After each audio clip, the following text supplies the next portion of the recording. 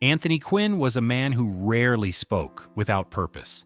He built a career on intensity, on the kind of performances that made audiences feel as if they were witnessing life itself. So when he finally broke his long silence about Charles Bronson late in life, people listened. Not because he wanted attention, but because he had lived long enough to understand what mattered, and he spoke with the weight of that experience. Quinn's reflections weren't the product of rivalry or Hollywood gossip. They were a thoughtful assessment of a fellow actor whose ruggedness and restraint mirrored Quinn's own struggles. To understand why Quinn's words carried such weight, we must first look at the life that shaped him. A life of poverty, reinvention, artistic hunger, and the relentless pursuit of authenticity. In the end, his view of Bronson was not about fame, but about survival. A childhood marked by hardship. Born Manuel Antonio Ralpho Quinn Ojeda on April 21, 1915, in Chihuahua, Mexico, Anthony Quinn arrived into a world already defined by struggle. His father, a Mexican of Irish descent, and his mother, a Mexican woman, faced poverty that followed them across borders. When the family moved to Los Angeles, the promise of opportunity was met by the harsh reality of grinding labor. Young Anthony worked from an early age, doing everything from boxing to construction, enduring long days to help support his family. These early years were not merely formative, they were foundational. The grit he absorbed in those streets would later become his most valuable asset on screen.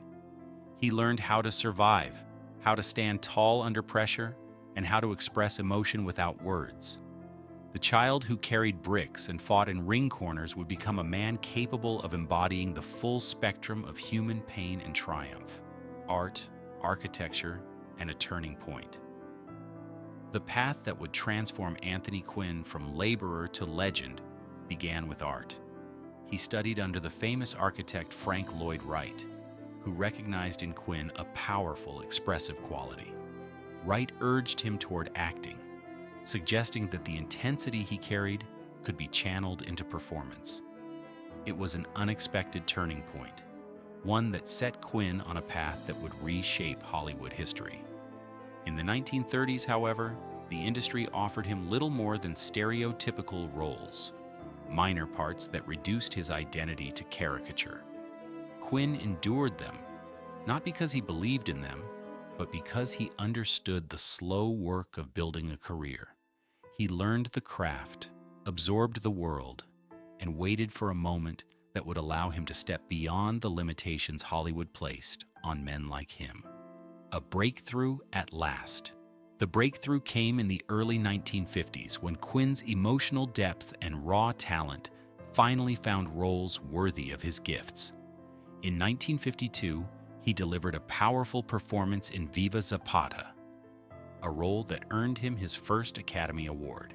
His portrayal of a revolutionary was not merely dramatic, it was human. 4 years later, he won a second Oscar for Lust for Life, 1956, portraying Vincent van Gogh with a searing intensity that made audiences feel the artist's torment. These achievements were historic. Quinn became the first Mexican-born actor to win an Academy Award, and he did so not by conforming to Hollywood's expectations, but by refusing to be diminished by them. His success was a statement. Talent cannot be contained by stereotypes. The industry had underestimated him for years, but his breakthrough proved that authenticity and passion could not be denied. Zorba, a life embodied. In 1964, Anthony Quinn reached an iconic pinnacle with Zorba the Greek. The role of Zorba was not just a character, it was a philosophy of life. Quinn embodied joy, resilience, passion, and the raw love of living that seemed to flow directly from his own nature. His performance captured the contradictions of humanity, the laughter and the sorrow, the freedom and the fear, the dance of life, even when it hurts. The film became a defining moment in cinema, and Zorba became synonymous with Quinn himself. Across more than 150 films, Quinn brought dignity and complexity to characters often reduced to archetypes. He was not merely acting, he was translating his own experience into art. His career was a testament to reinvention, a reminder that a man can be remade through courage and craft. A life of many talents. Beyond acting, Anthony Quinn was a deeply creative man. He painted, sculpted, and wrote with the same intensity he brought to his performances. His artistic output was a private world where he could explore emotion without the constraints of Hollywood. These talents were not hobbies, they were part of his identity.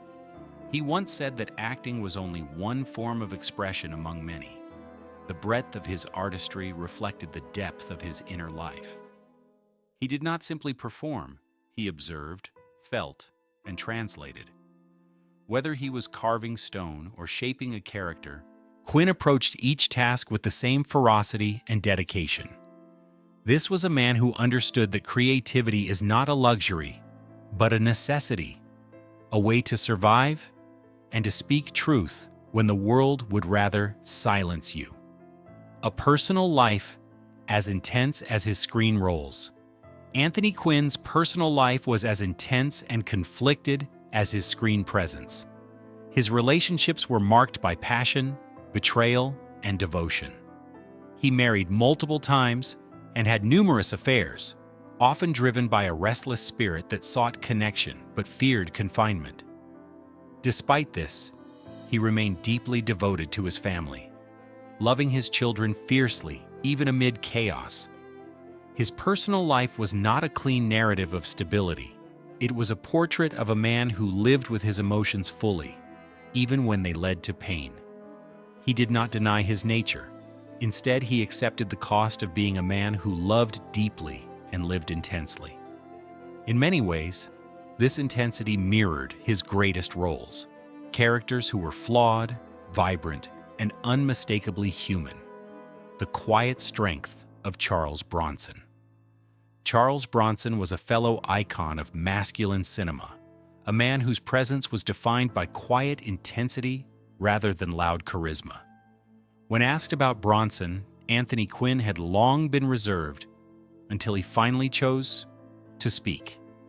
His reflections weren't about rivalry or competition, they were about recognition. Quinn saw in Bronson a kindred spirit, another man forged by poverty and hardship. He understood Bronson's guarded demeanor, his sparse dialogue, and his refusal to perform vulnerability for the camera. For Quinn, Bronson's silence wasn't emptiness, it was armor. It was a survival mechanism built from a lifetime of needing to protect himself in a world that often demanded he soften his edges. A kindred spirit in silence. Quinn recognized that Bronson's strength came from restraint. While Quinn himself often thrived on chaos and emotional connection, he understood Bronson's need for distance. In an industry eager to reshape rugged men into safer, more marketable images, Bronson held firm. He didn't play the game of Hollywood charm. Instead, he kept his power hidden, revealing it only when necessary. Quinn admired this. He believed Bronson could command a scene through silence alone, through the look in his eyes, the set of his jaw, the weight of his presence. In a world where men were expected to perform toughness, Bronson's authenticity was rare. Quinn saw it and respected it. He saw a man who did not need to prove anything. The truth about Bronson's legacy. In breaking his silence, Anthony Quinn emphasized that Charles Bronson's legacy was not violence, it was honesty. Bronson wasn't a symbol of aggression, he was a symbol of survival. He represented the working man who refused to be broken by poverty, by neglect, or by the demands of fame. Quinn believed Bronson's toughness was a form of self-preservation, and that his guarded nature was a refusal to be exploited by an industry that had always tried to tame him. In Quinn's eyes, Bronson's silence was not weakness, it was integrity. It was a statement that a man could be powerful without becoming performative, that a man could be real without becoming accessible. and that in a world hungry for spectacle, authenticity is a rare and powerful force. A final retreat to peace. In his final years, Anthony Quinn withdrew from Hollywood and sought peace away from the noise. He settled in Bristol, Rhode Island, where he lived quietly overlooking Narragansett Bay. There he found the stillness that had eluded him for decades. It was a simple life, but it was a life he chose, one that allowed him to reflect on a career that had been as tumultuous as it was brilliant. When he passed away on June 3, 2001, at the age of 86, he left behind a legacy shaped by struggle, triumph, passion, and humanity. He was buried in his own backyard beneath an old maple tree, a final resting place that reflected his truth. A man who never pretended to be anything other than what he was. Outro: strength rooted in authenticity. Anthony Quinn's life was a testament to the power of authenticity. He rose from poverty to become one of Hollywood's greatest actors, never allowing the industry to erase his identity or soften his edge. His long silence about Charles Bronson wasn't a refusal to speak. It was a refusal to speak without meaning. When he finally did, he honored Bronson not as a rival, but as a fellow survivor. He saw in Bronson the same rugged truth that had shaped his own life, a man who refused to be broken, who used silence as strength, and who lived fully without pretense. In the end, Quinn's words about Bronson were not just a tribute. They were a reminder that real power is not loud.